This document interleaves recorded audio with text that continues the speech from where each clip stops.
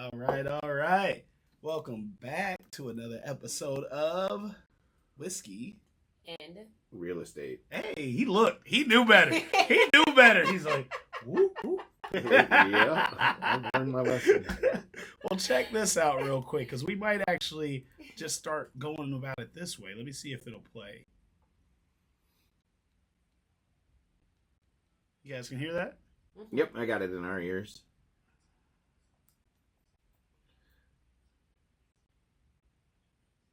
yeah, no, that doesn't work. Yeah, I like it. Me too.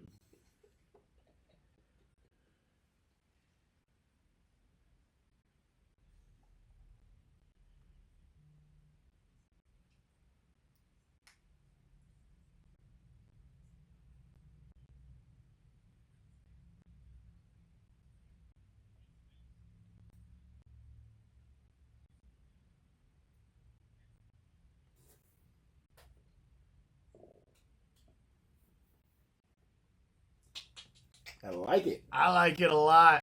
Must Right. have been completely toasted that day. Don't remember all of those. It was after we got in. That's what I was, done. dude. There's like 12 of these that we did that day, and they are all really good. Like you've definitely got the radio voice, and like it's just good. It like yeah, we got some good stuff. So I'm excited to put those out, just kind of advertise and get more. We got one about bringing guests on, Right. One about more tequila or more whiskeys. We will drink some tequila as well. Yeah. A little bit of everything. We got some Manika drops. You want to hear some Manikas?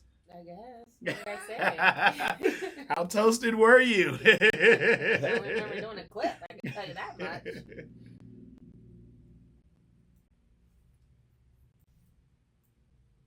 Short and sweet. Yeah. You're just in and out. There you go.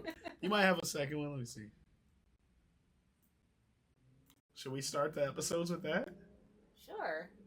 What do you think, Lucas? I don't mind. Okay. I don't all mind right. at all. We got options. We Yeah. got options. That's the nice thing about the podcast. We're always expanding, and it's the new Just technology growing. comes through, and it's just growing. So I guess you can start it when you guys boot me off on a day. Whenever you're not on the episode, started it. You're always a part of this, Manika. You're never booted off. yeah, even when you're in the side chair, we still feel the eyes. and Yeah. we're still Yeah. here. Yep. You have a Still strong here. presence. Look, that time my phone was ringing. Let me go D&D real quick. Oh man, yeah. So we got some things to talk about. Last episode was honestly my favorite. Yeah. Like bringing Dad on was the coolest. Yep. My phone is gonna. Hi, Yep. Look at Let me look turn at this Tone. Bluetooth. Money's Look, on the other line. you know how that is. Yeah, money's on the other line. But yeah, how'd you feel about last episode? I mean, it was Dad, so it was one of those that, like I was texting him on the way here. I was like, "Yeah, you should be up and live," and it's just an honor to have Dad come on to the show. And we get to talk about a whole completely different side of real estate when you get into the farming side of it. So it was cool that, we didn't prep any of that. We didn't know anything that was going to go on. So it was one of those things that we were talking on the fly, and we were just talking. It just real estate's embedded in everyone, and even the people that don't want to have real estate embedded in them, like the farmers, they could care less if you knew about anything that they had going on or anything that's going on in the world, because they're living in their own world. Farmers are in their own little economy. They different things. What affects the small business owner will have a negative effect. A positive effect on the small owner may have a negative effect on a farmer. Yeah. So like tariffs, tariffs are something that is bringing jobs back, and it's bringing, what they say, it's almost $7 trillion already back into the United States. Woo. Over the next how many years and this is all private money. It's not. Yeah. So it's bringing that many jobs back and that much more manufacturing back. But, and we talked about it episodes ago, that's what the tariff was meant to do, and that's what it's done. But when you get into the farming side, tariffs kill farmers. Well, I almost imagine they're, because I think about like fruits and grains and stuff like that. Yep. So I imagine we get like rice from China, but what do they get from us, or what would they get from? They're farmers? the number one buyer of soybeans and corn. Okay. So we're the number 2 producer of soybeans and number 1 producer of corn. But when there's a tariff or a back and forth on whether we're working with you or not, they'll go to South America and buy all their soybeans. And our farmers are just they're going to hurt. So now let's go to the positive side of the tariffs for the farming side is when Trump's was in 2016 to 2020, he put a tariff to kind of even the trading market with China. So this ain't the first time that he's kind of be like, yo guys, let's get on the same page. Let's make this fair. So they passed a farming bill, and Trump knew what he was doing in 2016 because they passed a farming bill that was for $492 billion that was sent out to the farmers. Wow. Because he was putting these tariffs on, and it was all that money was paid for by China. He took every dollar that he got from that China tariff and he gave it back to the farmers. So he knew what impact it was having, and so that's why you didn't hear much about it in 2016. Because it was a positive thing. Because they were getting paid. You don't always hear about the exactly, but it's something good. You don't hear too much about it. When it's something bad, then everyone's got something to say. Exactly. So he hasn't put that response back to the farmers yet into the economy. It's coming. I mean, it will. He's just kind of seeing how this will hold out. But if on the positive note, if China comes through and signs, then it's going to be gravy train coming out of the commodity side. So your fruits, grains, corn, beans, those are called commodities. And so when they talk about the commodity market, that's what they're talking about. Okay. So I think this is a good time to take a sip. What do we got this week? So we've had Jefferson bourbon. I don't know if we've had it here, but I've had it before. But they just came out with the Jefferson Reserve that was available to public. This is a very old, it's Kentucky straight bourbon whiskey again, and it says right on it, very small batch. So that means there's that. Now let's get into what is a bourbon. Okay. So a bourbon is a whiskey, but not all whiskeys are a bourbon. So in order for it to be a bourbon, it has to be. It's made in the United States. It has to be 80 proof to 160 proof, can't go over 160 proof, and it has to be made of 51% or more corn. Okay. So that's what makes it a bourbon. So those are the main criteria that it is. It's got to be 80 to 160 proof, and then it's got to be U.S. made. Absolutely no additives can be added to it for it to be a bourbon. Yeah. So 0 additives into it, and then it has to be 51% corn or more. So how come we're not because we're a big corn state, why aren't we a big bourbon producer? So you still need the distilleries, and that's why Cedar Ridge Brewery, I mean, they've taken all the mashed corn around here and so on and so forth. But a lot of people don't understand is one of the biggest whiskey producers that was out there and bourbon producers that were out there for years was Templeton. Yeah. Templeton's based out of Templeton, Iowa. Mm-hmm. So we have, it's just not notarized because Templeton ships everything off to Indiana to be bottled. Yeah. So they think the major factories in Indiana. No, it's Iowa's still where Templeton's home based, but now they do all their manufacturing out of Indiana. Ah, okay. So I mean, even with Kentucky now, then the corns that they're using out there, it could be Iowa corn still. Do you know if it? So number 9. Do you think that's locally here? Okay, that's here. Yep. Okay. Yeah, that's Slipknot, and that's why it's got a big old corn label on it. Yeah, so I like it. So there's your little whiskey history. So today we got Johnson Reserve. This is again in the Kentucky area. So I'm trying to think. I'm trying to remember where it was in Kentucky. I'm going to see if it says. I'm cheating. I couldn't find it before. It's Bourbon Company, Chestwood, Kentucky. So, Chestwood. Yep, Chestwood. I met with Monika yesterday. We're looking at July for this whiskey tour. Yeah. I know. Okay. Wait, Yeah, I feel like we should go when it's not so hot because I don't have time to be to be hot. It will be hot, that's for sure. Lucas, that's you vibrating now, right? That ain't me, is it? It's me. Blonde. Oh, look, now she gets the eyes. Monika. Ooh, that's smooth. That's very smooth. Yeah, I would say it's not bad, but we've definitely had worse. We've got some that'll tell you it's not that great right away. That's good. This is That's really good. This is I like this. This warms the chest up. If I'm ever under the weather, I want some of this. Light a fire, watch a movie. That's good. I like it. And the smaller the batch, the better the flavor. because it's not mixing flavors into it. So this is a small batch, and once again, this says, it's a very small batch, but that's fire right there. I like that. I like it. And since we're talking about the whiskey tour and when we should do it, I was saying I couldn't do May or June because I am going on tour with an up and coming artist and some of my favorite people from TikTok. They're what we call TikTok famous. They have over 1 million followers, and they asked me to DJ on this tour. So in I don't know, maybe a week, 2 weeks, I'll be in Portland, Oregon for the first time. Have you been there? Never. Nope. I honestly haven't had a desire. Nope.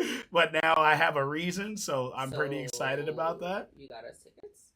I mean, I can get y'all tickets because we do have a show in Iowa City as well. Yep. So that's gonna be a lot of fun. I think it's like May 22nd. No, I've been in Iowa City before. Yeah, I hope so. Oh, you want tickets to Portland? Yeah. I'll see what I can do. So I got Portland, Oregon. We have Toledo, Ohio. Okay, been there. Okay. Have you heard of Kalamazoo? I think I'm saying Michigan. this right. Yeah. What Yep. Who named that shit? Kalamazoo. Like. But they're putting you in some rough areas. Oh man! Thank you for warning me. I had no ideas. So Portland used to be just absolutely gorgeous, like Seattle, just absolutely gorgeous. And then they went through the whole politic change and everything like that, where they legalized every drug. I heard Chuck told me actually. Yep. Crack is legal. Yep. Oh yeah. How the heroin, hell? Everything. Yep. What? Vending machines Why? at the corner with it. Why? Yeah, so they were done fighting the drug crime, thinking if they made it legal that it would hurt. I mean, What? it's liberal thinking, and I don't get it. I don't understand it. We're over it. Let them do whatever. And they created their own little zone during the whole riots and everything like that. So they shut down and ran out people downtown, and they created their own little euphoria, is what they called it. And it was no one wanted, and it really hasn't rebounded since. It drove out so many people during COVID, and drove out so many people during the whole rioting situations of George Floyd and stuff like that. And a lot of people didn't come, and I mean, they had half their downtown still boarded up. Oh my. So, I mean, Portland used to be just absolutely gorgeous, and Seattle, same thing. But they got woke. I mean, That's insane. So, yeah, that'll ruin an economy. Well, you start legalizing all drugs. Yeah, that's crazy. In the Wild West. Why? I don't understand. I think the worst place I've seen in America, and I'm sorry if I offend anybody, but Detroit. Have you been to Detroit? I've been to Detroit. Yep. I hope your experience or what you saw was better than what I saw. Like, You know, literally, it's like, how does anyone live here? Like, there was a whole neighborhood of just burned down houses, and then you see people walk out of it like someone lives in that. Like, there's no way. Yeah, so that's pretty rough. So I hope Kalamazoo or whatever the name Kalamazoo's really blown up. It's gotten a lot prettier, but I mean, it's upper side of Michigan. So yeah. Oh man, that's great. What's one of the worst places you've been to in America? Oh, I don't know what you would consider worse. I mean, there's parts of Miami we've been in that's really rough. There's an area by the stadium. We went to we went to a Heat versus Thunder game in the finals a few years back, and we stayed in a nice place. We got a cab there. We're like, let's just walk back. And I'm like, motherfucker, I was scared. Right. Yep. Like, oh shit, it's about to go down. Yep. Like, I got a lot of friends in Miami, so I've seen the roughest areas of Miami, and I've seen the best. I mean, Miami's got some beautiful scenery, but it's also real rough. Chicago, been to some rough parts of Chicago. Oh yeah, yeah. That's home though. I'm just trying to think. If you want to just talk about uncleanliness, I mean, you get into Jacksonville, Florida, or Plattsville, or something like that. You get in parts of Florida where it gets pretty grimy. Besides that, shoot, I don't know. So how do numbers in real estate work in Portland, Oregon versus Miami? But you're in the hood, but it's Miami. Like, I mean, it's crazy to think about, because Portland, Oregon. So we have an investor out of Portland area that we had, and she was a retired doctor out there. And she was freeing up money, and I'm like, what are you doing to free up money? She's like, well, I got this investment property I'm selling.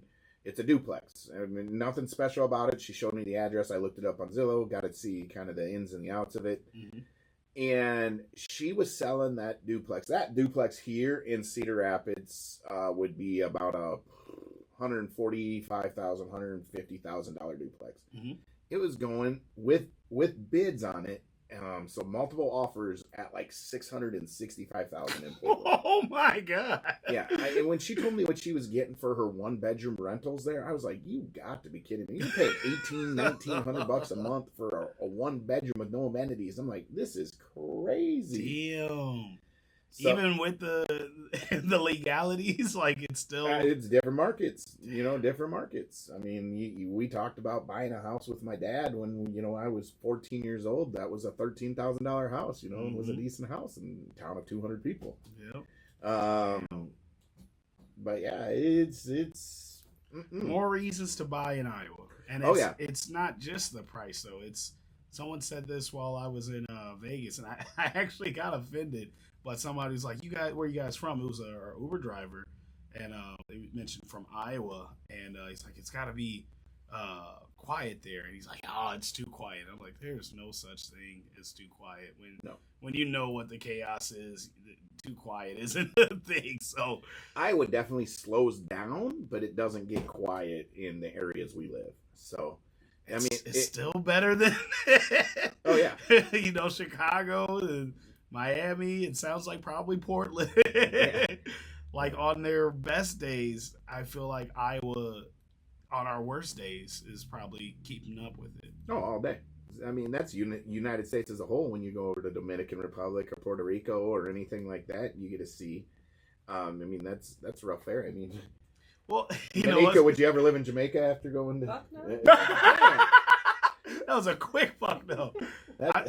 Can we remember we're on a podcast? Oh, sorry. That's hilarious. Absolutely not. No, I went to when I did a cruise and they stopped in the Bahamas and they showed us the life outside of the tourist area. I'm like, what in the hell? So when we get showed that, I'm back. Man, it's crazy. No. In the Bahamas, did you guys get off the boat? Yeah, we got off the boat. We got off the boat. Mm-hmm. But we didn't get the life outside of the tourist area. No, not terribly much, but we did. So Jamaica, we went way off the beaten path. Mm-hmm. You went way. And then the Bahamas, we did too. We went off the beaten path. That's where we walked the city streets, and so Cocoa Bay was I guess the second part of it. Yep. Yeah. And when we stopped at Nashua or wherever we stopped, we got off and walked the city. Yeah. So I wouldn't live there either. No. But it USA, it makes it look great, Yeah. So it's one of those things. Speaking of this, and hope this doesn't, I might edit it later. But I went to Kill Tony. He did a show for WrestleMania, so a road to WrestleMania while I was in Vegas, and his comment was he was at a Trump rally and he said we have to do something about that floating piece of trash in the ocean. And he was talking about Puerto Rico. So he's been canceled by a lot of people for that comment. I bet. But I heard that there were some Puerto Ricans and like, it is pretty fucked over here. It's pretty dirty. Yeah. So, well, and we can't listen to everything we hear either, because like we were also told not to get off the ship when we pulled into Haiti. That was more of a you thing. No, that was the news. That was the media. But I was getting off. You're not getting off this ship. My scary All ass this probably money I made, we're getting off this ship. And it was the most beautiful, my favorite stop of the whole thing. It was gorgeous. Really? Offside. Mm-hmm. Yeah, it was. That's awesome. By far the most beautiful spot we stopped. I definitely want to visit Puerto Rico and the Dominican Republic someday. Just whether it's good or bad, I think just a lot of times we just need our eyes open. Yep. And it helps you appreciate what you do have at home. Yep. Yeah, for a fact. Getting into that though, when we're talking about Portland, Utah, Iowa, Florida, Chicago, we get into start talking about some of those cities and states, and it kind of gets into what we're going to get into today on a lot of stuff. Is it's market driven, but there's also laws driven. So you get well, the reason we gain a lot of investors from some of those areas we talked about is because of the tenant laws and the landlord laws, and obviously the buying power is 10 times more powerful in Iowa than it is out in Portland or California or San Francisco or Florida, some areas.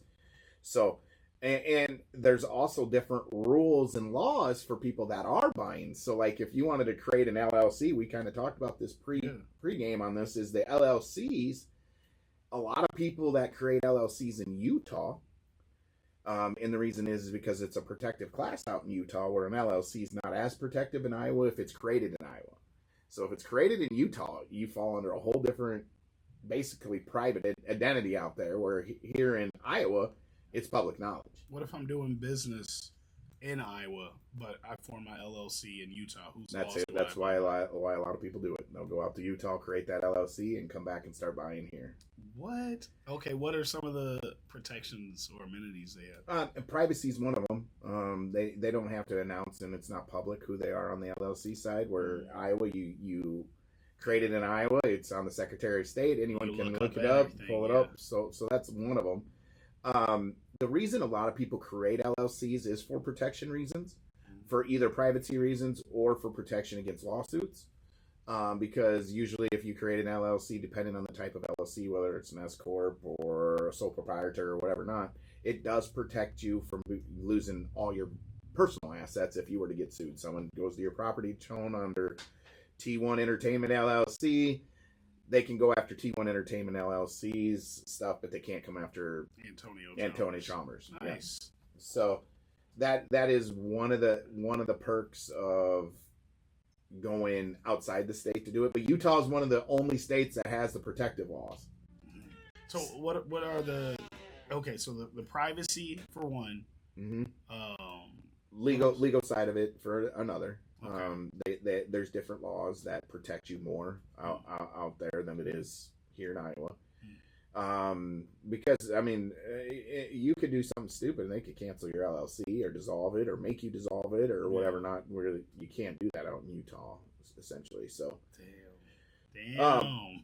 Well, and with real estate, a lot of people, they'll come in and they'll be like, "So what's the advantage of me buying in an LLC versus buying under my name or this, that, and another?" And so buying under your LLC gives you that protective rights. Yeah. The biggest flaw that a lot of people say is out there, every time you buy a house, you need to create a new LLC for that house. No, you don't need 15 LLCs for 15 houses. Okay. Because realistically, if they want to sue you and they find one of your LLCs and it's not your owner-occupied property, like your other properties that you have out there, they're going to find them. They're going to try to attach to it regardless. Yeah. So, you know, the LLC does put a protection out there that protects your personal side, but I don't believe it'll protect you from other LLCs that you may own. What about credit? So credit-wise, on the business side, you have to earn your commercial credit. I mean, that's something you do need to earn. You need someone to take a risk on you to be able to start building your commercial side credits. No matter what, when you're getting started, they're going to make you personally guarantee that commercial line. So personal guarantee means Antonio Chalmers is going to personally guarantee if something goes bad with T1 Entertainment LLC, it's coming back to Antonio. Okay. Yeah. No, yeah. So would I need to have like almost like a secured credit card first, like have 1,000 and then give that to them to build credit, or get anything you're allowed to get into under your LLC name when you're building credit? Okay. And that goes with buying a car, because once you establish that car note that's in your LLC with that bank and you've paid great on it, then you can go get your next. You've already built that credit, you know. Yeah. When you get, I mean, credit cards, you know, people fear credit cards, but not when you're building credit. It's one of the best things to build credit if you use them responsibly. Okay. The LLC itself, how it's set up is for tax purposes on how this, whether it's a sole proprietor or nonprofit, or whether it's going to be just your single member LLC. Mm-hmm. So now if I were to pay myself, so AMMT pays Lucas Burrington, I can claim that as an employee, and I can And same with my daughters. They can claim up to $6,000 a year. I can pay them tax free. Nice. So when the negative to it is I got federal employee tax on myself if I pay me. So I don't like that at all. Right. That's money going back to the government. But the LLC itself is, for all legal purposes, is just to protect yourself. Okay. It's protect your personal assets. It's great to have a buying tool when you have an LLC that's earned some credit already out there, because you can walk into banks and they're going to lend a lot easier to you on some of that stuff. But with that, keep in mind your rates. You don't get the personal rate. So when you're buying a house and you think you're going to go out and you're going to put it in your LLC name and get that 4.25 or 4.75 rate or 5% rate. No, you're about 1% higher than what a residential rate is, So and they're commercial rate. Oh, yep, man. you're going to have to be on a commercial rate. Whew. And you cannot. Most places, quote me on this, most places don't give a 30-year loan to an LLC. They'll give only 25 and 20-year notes. So your payments might be a little higher. You're going to gain equity quicker, but it's one of those positions where a lot of investors are trying to get the most cash flow per month. Yep. So you'll see a lot of investors go buy stuff under their personal name and then hold it for a year and then quit claim deed it to the LLC afterwards. And whoa, that sounds a little shady. But it happens. It happens. There's quit claim deeds happen every day. So quit claim deeds is one way where you transfer a property from one entity to another entity. And of course, if you got a bank loan on it, you got to get approved by the bank for the bank to be able to say, yes, we could do this, because they're going to have to rewrite it into the LLC's name once you quit claim deed it. So does the quick claim deed, does that open it for like anybody, or no? Quit claim deed is you're just taking it from Antonio Chalmers to T1 Entertainment? T1 Entertainment. Dang. And you can do that so like S Corp wise, you get tax breaks on stuff like that. So And I would keep my personal rate. you would keep, well, It depends. It's like, do we want to go live on this? Yeah, I mean, it depends. Inbox Lucas for the answer. You're not supposed to keep your personal rate when you but if you don't have to, if your bank will allow you to quit claim deed it over to your LLC and they don't refinance it, then you're going to just continue on the mortgage as is. So so you can, but it's not likely. Not supposed to. Not likely. Okay, all right. We should probably pivot from there, because I'm thinking all the all these workarounds I'm hearing. But well, so the LLC also, so your main points are protection, privacy, and it also gives you tax breaks as well. So those are things you think about right there. Because if you get into your house and you got it under your LLC name and you go out and buy furniture for that house, that's a write-off because it's going to the business and so on and so forth. So there's a lot of perks that go into your cell phones, your internet, your food, and stuff like that. That if it's purchased under the LLC, it's part of your daily operations. So nice. Okay. And you mentioned the people that buy like or set up an LLC for each property they own. Like you likely would have to file taxes for each LLC. Yeah, it's a nightmare. I'm telling you, don't do it. Don't do it. Maybe every 5 puts under a different LLC name or something. But whoever's telling you need to get an LLC name for every door is just taking your money and scamming you. Because if you got enough in the same area, they're going to figure out who you are, what you're doing, and they're going to link them. So I'm helping a friend set up an LLC, and he wants to go the cheapest way possible. I did it. I used LegalZoom, and I absolutely loved it. I think I paid like $500-$600, and it got me everything I needed within 2 weeks: articles of incorporation, EIN, a registered agent, operating agreement, everything. Like but I know that you can get an EIN for free within minutes. I know that you could go and file directly on Secretary of State, whatnot. How much would you say it should cost to start an LLC? $400 to $600. Okay. I refer people to lawyers all the time to create their LLCs, and it's usually $400 to $600 is usually what it is. But it's set up right. That's the nice thing is that peace of mind, and not there's so much paperwork involved. I'd be damned if I read all the paperwork to get started. We did have to read like 200 pages to get the 501c3 stuff, and I do feel like that was worth it, and it should be protected. It shouldn't be a quick, easy process for just anyone to do. But LLCs, like I said, LegalZoom, it probably took us maybe an hour and $500, but Yeah, or just go to a lawyer between 400 to 600. Tell them what you want to start, and they have everything all Right. ready to go, and we'll do it right. Yep. So, if you're gonna do an LLC, just make sure it's done right. Now, with the LLC, I think it's every other year you have to file minutes, and once you file those minutes, it keeps your LLC active. So, with the Secretary of State, I got to do that tomorrow, pretty much. Because I hope I remember to do mine, the biennial report or whatnot. Yep. Every 2 years. Yeah. Well, and my lawyer was my creating agent, so it goes to him. He fills it out, sends it in. Yeah. I still don't trust it because I've had like 2 dissolve that I had to reopen back up. Yeah. God, what happened to me? I think I was in the bank and trying to extend my credit card limit for T1. And they looked it up and they're like, "Oh, this says dissolved." I'm like, what do you mean? I've been, just last month. So you have to be on top of everything, otherwise, it can mess up mess up a purchase, mess up a loan, mess up the business credit you're establishing. So it definitely is some work, and it's not for everybody, but. When it comes to what we do, and you're making investments and purchases, it's necessary to have LLC. Don't have 15 of them out there. It becomes a tax nightmare. My accountant, if he was here today, I had an AMMT LLC construction LLC. I had the property management LLC. I had K&K Real Estate LLC. I had Burrington Real Estate LLC. I had multiple management LLC. And my accountant looked at me the last 2 years and he's like, "Man, you're running them all the same way, through the same way, same ins and outs. You just run them together. Get these 2 or 3, run them together, and get rid of the other 3." Yeah. I'm like, all right. Okay.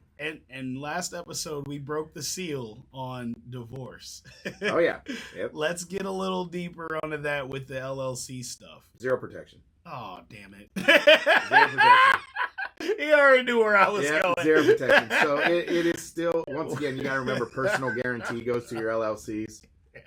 So you're still personally guaranteeing that LLC. So now, the only protection you get during a divorce or from a foreclosure or from a bankruptcy is when you got a trust account. That's such bullshit. It It can protect your personal, but your personal can't protect the LLC. It's crazy. It's like sitting your kids down and they enjoy pizza now, and you're like, "Wait, let me show you how life is." And that pizza gets broke up twice, and then you get divorced and it gets broke up again. And now your pizza sucks. It's like, you know. Oh man, we're clipping that. The pizza, that's gonna be a good clip. Yeah.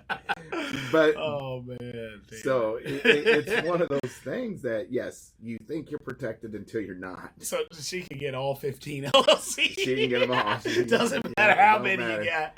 And I was sole owner on all of my LLCs. Oh, so man. I'm telling you firsthand, it don't matter. Oh, I thought she could only get the personal account. Ain't that something? It is. Now, if you could show that it's truly running operational accounts, she has to buy out the business, or he or she has to buy out the business.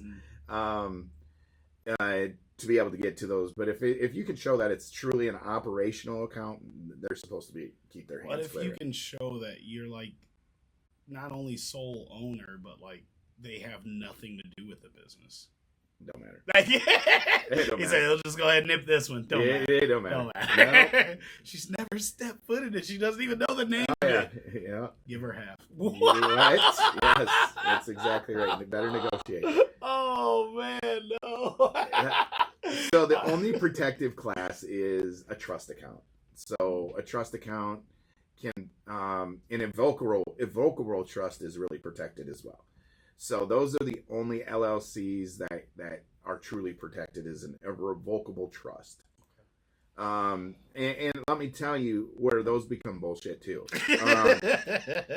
Coming from personal banking side, me being a banker and being running banks, when someone would go belly up, upside down foreclosure, they would just go file bankruptcy, and especially in the real estate market. So like out of Des Moines, it would have been 2009, 10, and 11, I do believe. They had the boom of the Jordan Creek area out there, and they popped up everything. And there was a company that held like 40% of the real estate market shares out there of new development and so on and so forth. With that 40%, that means they had all the mom and pop stores running. They had all the mom and pop siding, plumbing, your carpenters, so on and so forth. They were all in because they had 40% of the market. Yeah. So this company goes bankrupt in 2000, I think 10, don't quote me on this, but I think it's 2010, 2011. Went to the banks, had the banks meeting, said, hey, take it all back. And they're like, wait, you owe this person this, you owe this, you owe this, you owe this, you owe this. The real estate that's out there, when we take it all back, it's going to lose all of its value because we got 40% that's going bankrupt on this. Yeah. And he's like, yep, that's all right. So there was like 4 guys that owned this company, and all 4 of them had a revocable trust. And so they were giving away everything, but they had millions of dollars put away in this trust. So, okay, go ahead, take everything I got here that is not in this trust. Yeah. I'm giving all the properties back, because you can't put the properties in the revocable trust. You can put the funds of the properties and the money and everything that's been earned into a revocable trust. So these guys just gave, and this happens all the time, they just gave everything back. Said, screw you, mom and pop business owners. Sorry you guys are all out of business. Sorry that we just affected 40% of the market. Oh, man. We're going to go walk our merry way this way. And they were still all millionaires. Damn. You got, as a business owner, you're like, that's a pretty nice like move. safe. But as a banker business owner, and supporting all the small business owners and whatnot, like that's really shitty. Mm-hmm. But that's where you get into the LLCs too, is the nonprofits. So the nonprofits can be a joke too. Oh yeah. But they could be a huge benefit. I mean, let's go nonprofit. So we have one of the largest credit unions in the Midwest. Got a lot of it based out of Iowa City and Cedar Rapids. Which one? Yeah, I'm not. Should I? Yeah, exactly. So I ran a small local bank, and we probably had 112 million on the books worth of assets that we were dealing with in loans and deposits and so on and so forth. Yeah. So not a large bank at all, and we paid roughly probably close to $100,000 in taxes every year. Just the bank did. So that, you know what, and that's because now you get this large credit union that's bringing in 1.2 billion a year. Because they have it set up the way they have it set up, they paid 0 in taxes. All they had to do was keep popping new infrastructure or buildings. And so when you see like the Come and Goes of the world, or the Casey's of the world, or Quick Stars of the world, and they're popping places everywhere. They don't care if those are profitable or not. Across the street from each other now. Exactly. They don't even care if they're profitable or not, because those are all tax benefits that they're getting, because they're not showing that as profit. So they're claiming it as loss. And so when you got these banks you got this one credit union around the area that just blew up this market and popped with like 8 banks up within a year, and then popped it in Iowa City, North Liberty, everywhere around here. And here you get at the end of the year, and then, okay, we don't owe anything in taxes. So because they're a small bank, man, 100K to big banks that's expanded. I want you all to Google it. It's been a huge fight for like the last 25 years. Oh man, how big bank gets away with no taxes, small banks got to eat up the charge for it. A lot of people are always mad about Trump not paying taxes, and it's like, I just want to know what that guy knows. Like, well, and it's like when he was running, he's like, okay, I get it. You guys don't like that I don't pay taxes, or don't pay as much taxes. Now, when you get into like his federal employee taxes and stuff like that, he's probably still one of the largest payers in the world in taxes. Right. When you get into his personal side, it's a different story. But like he said, as he was running, he's like, you know what? I use the rules you guys set. Mm-hmm. And I'm sorry that I used everything you guys put in place where I don't have play to the pay. games that are already. Yeah, you guys created this policy. You don't like it. You guys, and you got to remember, he's running off a career politician. Yeah. These are policies you voted for. Oh, these are policies that you wanted. I just say thank you. You know? So you want to get mad at me? You guys want my tax returns? I'm going to give them to you. You're going to be mad that I don't pay over here. Right. But you're also going to see it's legal because I did it through your loopholes that you guys put out there. Insane. Yeah. Insane how that works, man. So we talked about the LLCs, the protection. I think divorce almost leads into the getting sued. Oh, well, Monica, I don't know where she went to, but we need her on this. So, Oh, really? so there's a difference between a lawsuit and being sued. Okay. And I have lawsuits all the time coming after the property management side, and I have lawsuits all the time coming after, for my agents that are out there. I always get threatened to get sued all the damn time. I mean, if Chuck were to go out and do something wrong, I always hear from the other brokerage, I'm suing.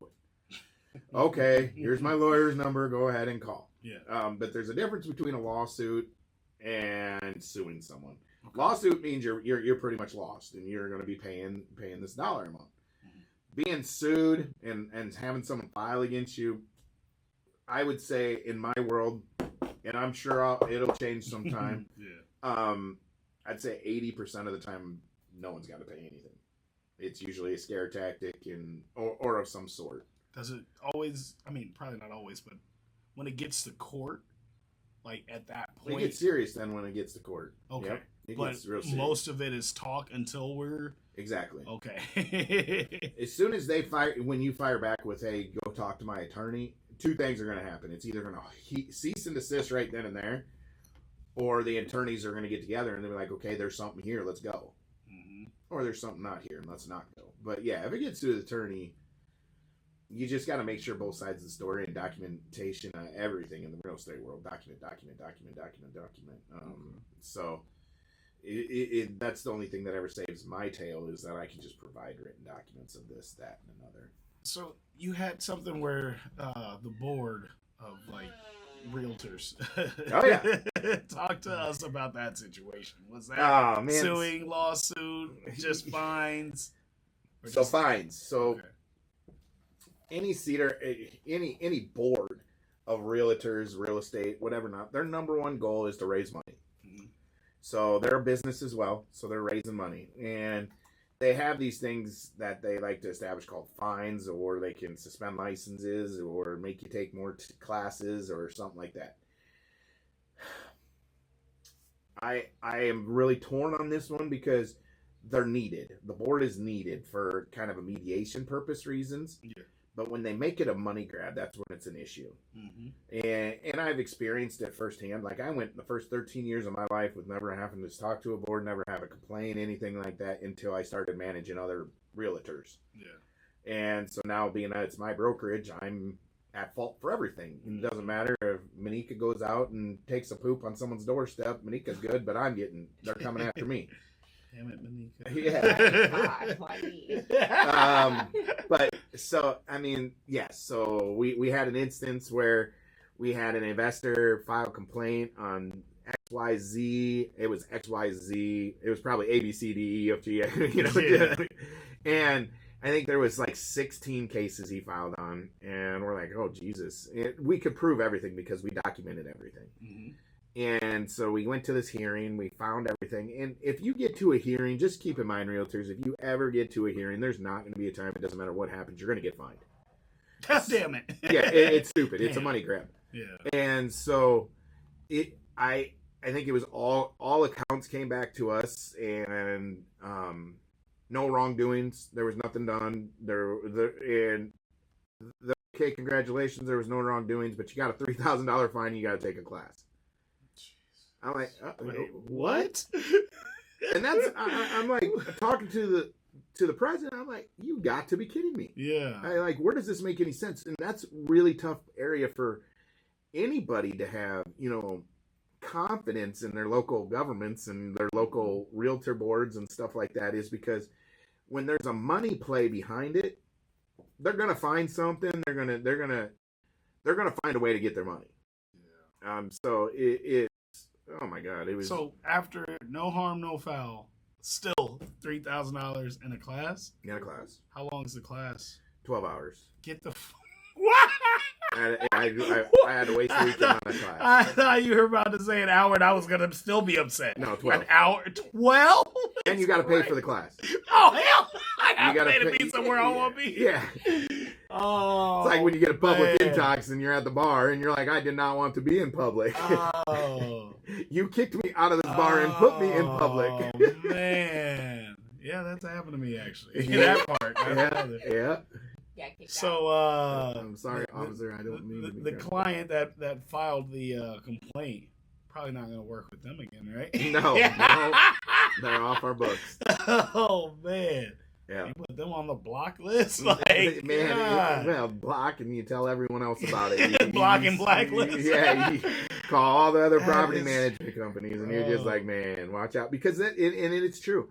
So civil rights cases, same way. You know, the civil rights is, and I have fought with them multiple times, because if anyone knows me, knows my staff, knows my client base, knows what we do, the last thing we're ever going to do is discriminate. Mhm.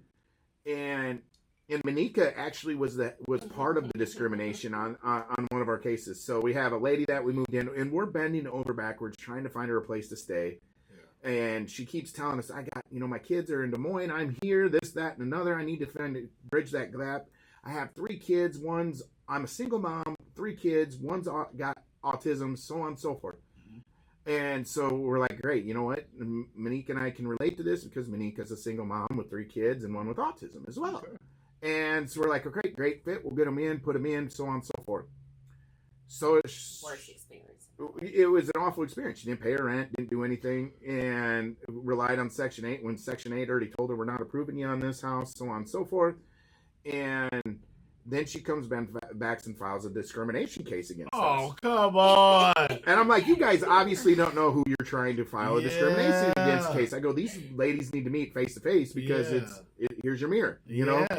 Like, are you kidding me? But I bet that's happened like 4 or 5 different times. And I was talking to the investigator about 3 weeks ago, and I'm like, are you guys seriously calling again? I go, this lady has filed 5 complaints against 5 different companies, and no matter what color the companies. She just where she's at now, she has a case going right now. Well, and that's how I found out that there was multiple cases. And she's like, so you guys work with so and so, you guys have a case against this so and so, because she fell down the stairs and claimed that the maintenance guy wouldn't come fix it because she was a black woman.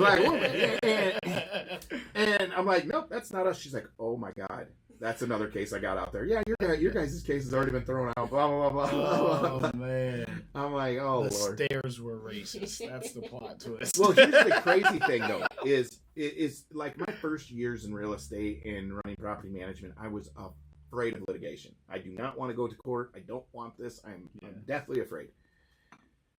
Anyone that has that mentality, and you have to face this. So let's talk about mediation. So I had an employee that we got rid of, and the employee was, threatened to shoot us, threatened to blow up the building. What? I mean, it was bad. It was bad. How was it bad? And I don't think. And shut that down. Yeah. And so she came through and filed a discrimination case because she was a handy woman, and she was actually really good at her job as like an actual repair work. Yeah. But she wanted to get involved in everyone's business and what was going on, and wanted to socialize with all the tenants that she go out and do and feed into this and feed into that.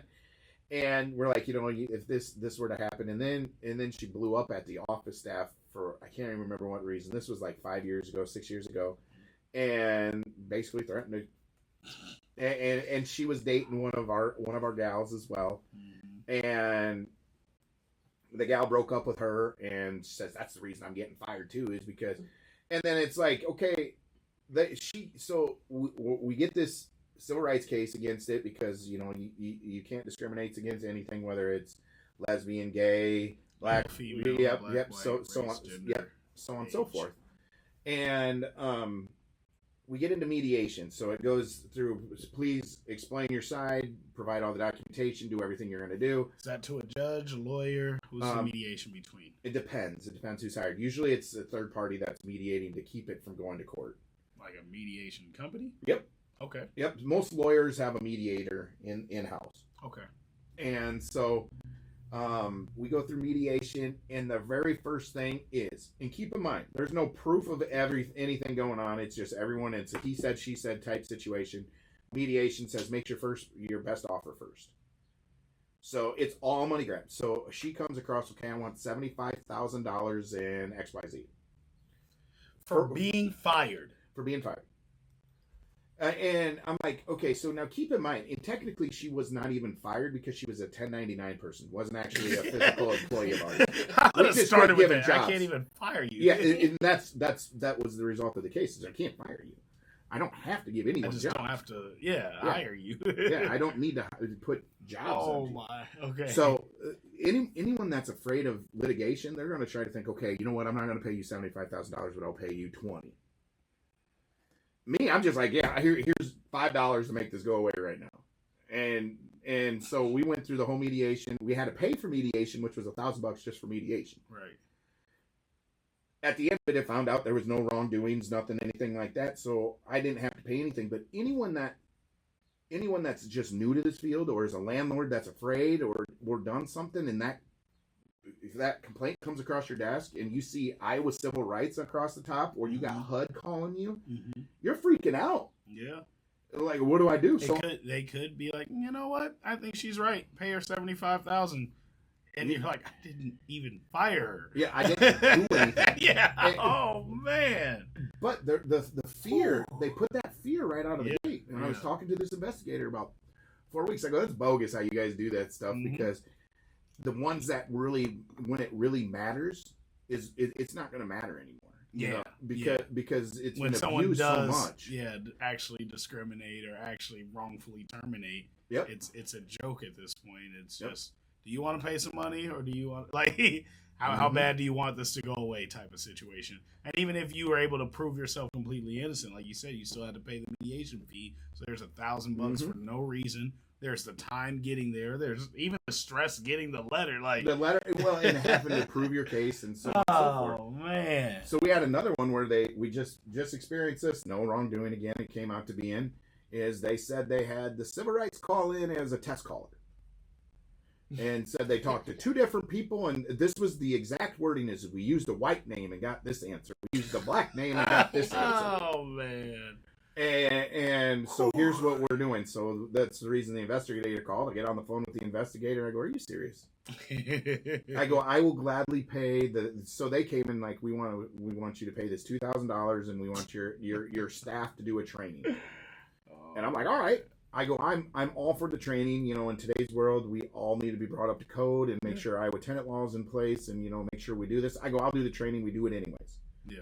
I go, but I want proof before I have to pay you any money that you actually had this phone call. Show me the transcripts. Give it a, oh, well. I'm like, so you don't have any transcripts? Yeah. And the minute you filed two wrongdoings that we came out and there was no wrongdoing with us, the very next day we got that letter that said, oh, by the way, we did a test call. I don't believe you 1 minute. Oh, Show me the transcripts. Yeah. And they didn't obviously have any of the transcripts. They didn't have any proof. This was just XYZ wrote up a letter and said, but the same thing.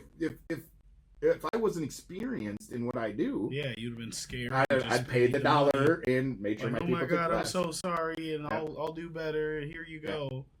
Yeah, now it's like, okay, I've seen this so many dang times, and I've seen, I mean, when you manage 1,500 plus people and, over 600 doors or 400 doors or 500 doors, for as long as we've done it, we've seen it, we've done it. And so landlords, this is another reason why you need management out there, is because we are scarred, we have taken it.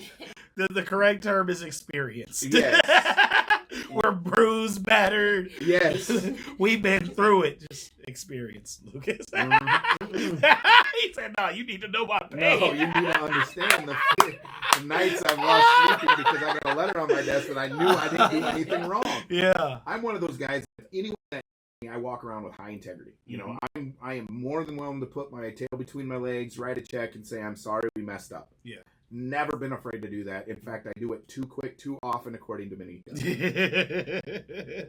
and so, it's one of those that, I mean, Monica, you've seen me be in turmoil and bothered by these letters I get, and not knowing what I'm going to do, and where am I going to find time to really sit down and fill out this whole questionnaire and find all the proof of stuff? And I don't have that time to sit down and do it. Mine was the quickest. What? Mine's. Oh, yours is still lingering out there. I was not going to put any. Slowly lingering. Yeah. I sent all mine. Boom. Got it. Fuck you. Podcast. Oh, sorry. This is going to come up. I'll put this episode out after the case is closed. It's done. You're good. Okay. We're not dropping names or case numbers or anything like that. She was like a pain. My thing is, I think the biggest thing that she kept complaining about was she wanted a deposit back, and it's like, you didn't pay your rent. You don't have a deposit. You stole it. Two, it wasn't even your money. We couldn't pay for it. Why are you doing all of this? Yeah. And they stole her stole two my air air conditioners. conditioners, They stole her my microwaves. the They trash cans. It left stuff behind, mattresses, and it's like, why in your right mind? I'm so confused. Brand new windows put in and took the window screens out. Like, where's the window screens? These are brand new windows. Like, are you kidding me right now? And I think part of the problem is like they look at when they do shitty shit like this, they look at it as they're hurting the company, but it's like, no, I'm a person that invested in this, and like wherever my company funds came from, that affects me, and then the time, and then hiring someone even to put in window screens. Yep. That still was someone's job and someone's duty, and then I have to hire another person because you took the last one. Like, I don't think people really take the time. $65 just to He get knows the one. number. To get one, Yeah. I do know the number. To get one. So imagine getting someone to install it when they charge her $40 an hour for labor. You weren't even there for $40 For an hour. But here we go. Let me pay you to put this window screen in, and it's like. Yeah, And then even just scheduling that and getting a hold of the person with everything that's already on your plate. And then I think the worst part to me about this story is this sounds like when you hear their story, it's something you can relate to. It's something you wanted to help. Like you went above and beyond to help this person. And it's... No, she yelled at me all the time. I definitely wanted to help. He's the soft one. I get it. It's like, you know how you ain't. I am. Who told you that? Sometimes. Who told you that? Whatever. Who said that? I am. I'm editing out that Working on it. It's gonna beep. But it's like when you get so many red flags that hit you before you even move in. You already know. Oh no, I don't want you there. You already knew You did too much before you even got there. You ain't even here yet. You doing the most. It's true. We do run into those people that are coming like, man, I can't afford this application fee. How are you going to pay rent? Right. And you know how many times my first 5 years I waived that application fee? I'm like, all right, I get it, I understand it, and I guarantee 99% eviction rate on those people. Dang. That I wouldn't even have correlated that, but yeah, absolutely. Like, hey, it's a $50 application. Oh, that's way too much. Rent's that's a fraction of what I expect from you every month. So if that's way too much, oh man, damn. Yeah. Damn.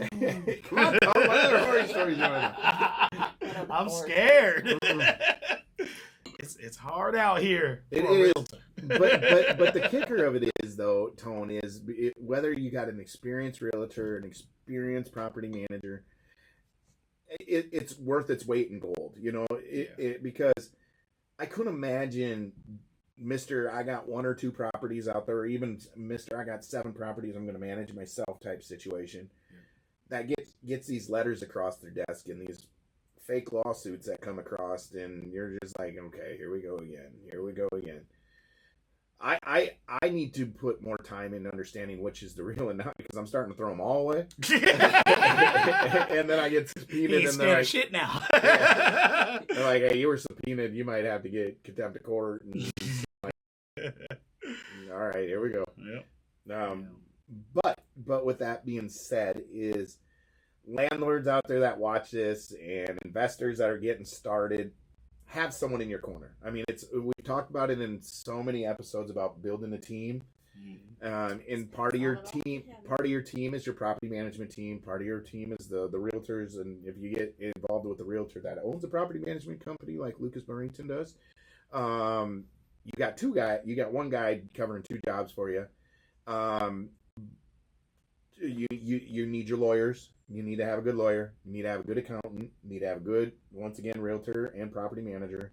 A good banker, someone that's going to help you and give you some advice on the banking side. And keep in mind, I was a former banker and a property manager and a realtor, so you guess what? You get 3 for 1 on that one. There you go. And I've been in this 15 years, and I've probably seen about every lawsuit you can imagine that comes through, and I hope I don't see any more. But again, you just need to have your team built around you. Yeah, don't get into real estate and think you're going to make it as a living in it and not have a support team. And I mean, and probably don't try to do everything yourself. No. Even though you do wear a lot of hats, but you don't wear all the hats, which is nope. Probably for your mental safety. Yeah, call my lawyer. Oh Lord, taking them hats off. Got to hang some of them up. Retiring. Yeah. There you go. So going off that right now, Tone, you're a business owner. Have you ran into any of those lawsuits or threats or anything like that? I mean, I've had to use my insurance once. Somebody bumped. I am gonna name drop. One time, Shamar bumped into a speaker of mine, and the speaker hit a girl in the head, and the knot was about the size of another head on her head. Mm-hmm. So I mean, at that point, luckily she didn't sue, and I think we're past the statute of limitations. But anyway, yeah, I mean, that's been the closest. I've had equipment stolen and stuff like that. So, I mean, it's more like insurance and protection, but it goes through the LLC instead of through my personal. But thank God I have it. So we'll knock on wood on that. Shamar an invoice? I mean, if the girl would have sent me an invoice, I'd be like, hey, bro, somebody got and that was early in the business, but it definitely opened my eyes to, yeah, you got to have business insurance. You got to have protection, and to protect. I mean, it was just also like have an LLC. That way she don't just be like, suing you, Antonio Chalmers. Like, no, you sue T1 LLC. Entertainment, yep, and I'll start T2 Entertainment.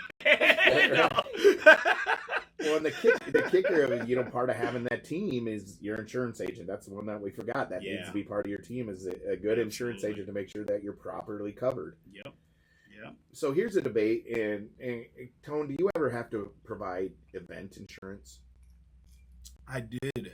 My bigger events. So my Summer Jam and Iowa Music Awards, and usually the venues that I'm at, they require it. Mm-hmm. But a smaller event or a small gathering, if I'm getting 30, I would say honestly 50 or less people, no, that's a small gathering, a party. But if you're doing something extravagant and there's other business owners and there's a whole lot of people involved, then yes, a lot of times it's the venue that requires you to have business insurance. That way the venue doesn't require it, or which that's us. Be liable. So yeah. If you have your own venue, you kind of set your rules. Yeah, I mean, so we're not on a line as a venue that hosts events that is requiring event insurance. Yeah, because it would be you that requires it to the person that hosts it. Yep. But you do need insurance yourself as a venue or gym or whatever. Of course, yeah, we got that.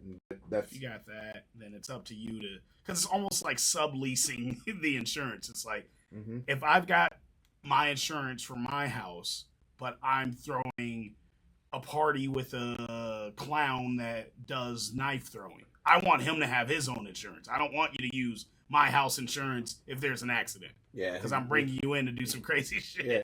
So, but it's still up to me. I could still say, I trust you. You're really good. You could just use my house insurance. But the responsibility, I would say, that's at the venue's discretion. Well, and that's kind of where I is to take the liability off the venue, because we don't necessarily own the venue; we lease the venue. So that's tricky, because then it could fall back on the property owner, who could then be like, "Hey, if you're throwing this event, I'm gonna require you to use your insurance, not mine." So yeah, it's interesting. Got some things to think about. It's already done. No. We gonna talk after this. Let's close out with today's market, Lucas. What do we got? Scary market right now. Oh, damn. It is. So, there's buyers. There's tons of buyers out there right now. But the inventory is super low. It was back into the 900s. And, we were talking, when Tim Nash was on, we were at 1,700. And we talked about earlier in 2020, 2,800 on the property, but we're down to like 970 some odd properties to right at 1,000 right now. So, is this due to the ripples? I think it is a little due to, it's kind of what we predicted. You know, when rates started to go down, we'd have an abundance of buyers, and it's going to be tough for inventory to keep up. Yeah. Because right now, it's the best time to sell something. We've talked about that so many times, but we're also running into the people that are selling things have 3% and 4% interest rates. And so why are they going to sell it if they're going to be getting into a 5 or 7% interest rate? So the ones that are selling right now are have-to sales. It ain't because of the time of year. It's because they have to. Something life-changing came in their event where they're selling the property, or is about to come into their life. So we're busy. I mean, we still sold a couple deals this last week, but inventory is just such a shortage right now, and we're about down to the shortages I saw during COVID, which was scary. So right now we need an influx, and we need people the reason to list their houses right now. But with that being said, we're also selling a lot of houses off the market because we're calling our previous clients and be like, okay, what if I got you this price? That's nice. Like, hey, you mentioned you wanted to downsize or, upgrade or something like that. Yep. Okay. All right. I see it. Most of my investors that sell from investor to investor, they didn't know they wanted to sell right out of the gate until I said, if I get you this price, would you sell? So, yeah, and we got some of that stuff going on right now. I'm sure that keeps everybody happy. Miss Monika, what do you got to add to the podcast? Any questions? Anything today? No. I mentioned it before we started recording. Me and Jake met with you Oh yesterday. Monika was smiling and the most happy, polite person ever. I don't know. In a great mood. Maybe her and Lucas had some fun before work, but continue that energy. Me and Jake were terrified. Like, am I saying the wrong? Why is she still smiling? Jake, is she okay? Did you see that? Are you all right? I'm like, what? Because you're smiling. I'm like, I'm not allowed to smile. You're so nice today. You're in a good mood, and then Jake comes in. Yeah. Same questions. What did I do? What happened? What did I do? Yeah. You didn't do anything. Like, God. No Monika moments this week, huh? No. Well, no, what's today? Wednesday? No. Almost. Almost. It's been 2 days this week. Almost. But I was like, you know what? I had like a hiccup. Okay. We all do. A reinsurance is what I did. So I wouldn't call it a Monika moment. I made things very known to people. Oh, shit. What was going to take place. I gave them a warning. Okay. That's what I will call it. There we go. You would call it a warning? We got the, we got a little 5-finger rule. I think I got that. I'm at here. You're at the 5th? Hold on. I might have the 5-finger rule. We might be able to close with that. Let's see. The 5-finger rule. Let's see if we got it. I'm pretty sure I'm here.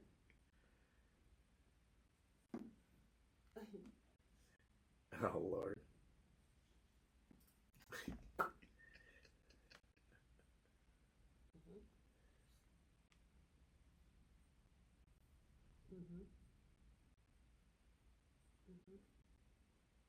See.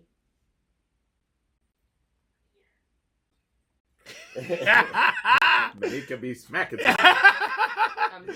That might be our favorite. It's going to put 3 people in one. It's going to be the best. You can't combine it. Each person has to get their own 5 figures. You can't just be counting, this person pissed me off, that person pissed me off. I'm going to slap somebody. Because of you just eliminated the other 2 fingers for someone hell else. no, don't do that. I just walk in and get smacked. They're in the same boat, and they're all in the same area, and they all do the same thing. So when you communicate with them, you're communicating with them as a whole. Let's hope they're all not listening to the podcast together, too. They're not. Okay. They're not. That's awesome. All right, guys. I think that's a great way to wrap. Cheers to next week. Yes. Let's plan this whiskey tour. Yeah, whiskey tour needs to be planned. We need to get our overshots, our commercials rolling. Everyone pay attention to what's getting posted this next 2 weeks. Yeah, I'm excited. We'll need to go live again. Maybe even next week. I don't know. We'll figure it out. Yeah, my hair will be done. There we go. All right. Peace.